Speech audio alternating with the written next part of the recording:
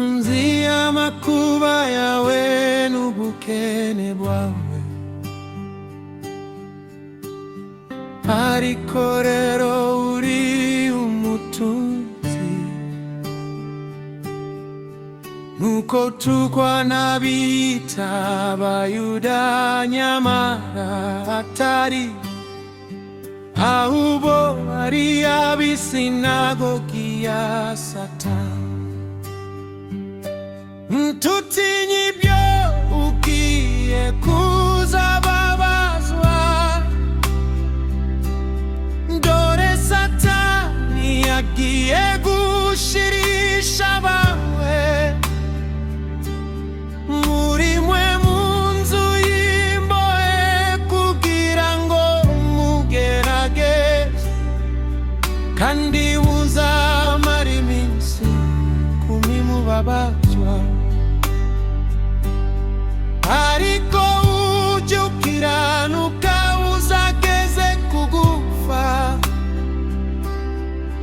nanjye nzaguha ikamba ry'ubugingo.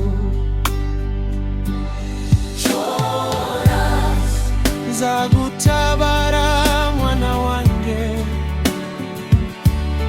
kuko wambereye inkoramutima. Ufite ugutwi ninyumve ibyo umwuka abwira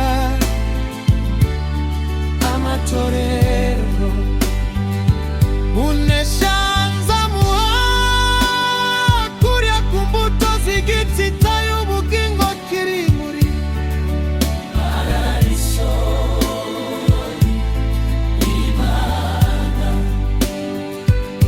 Dore ndakubwira inama, ungureho izahabu yatunganirijwe mu ruganda, ubone uko uba umutunzi.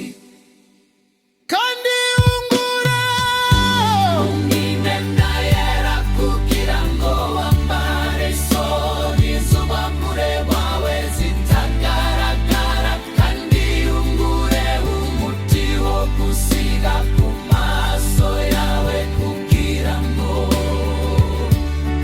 uruhuke. Nzagutabara mwana wanjye, kuko wambereye inkoramutima.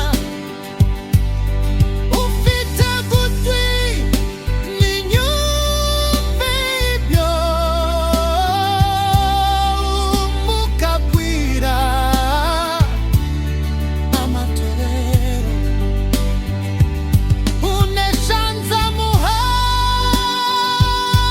kurya ku mbuto z'igiti cy'ubugingo kiri muri paradiso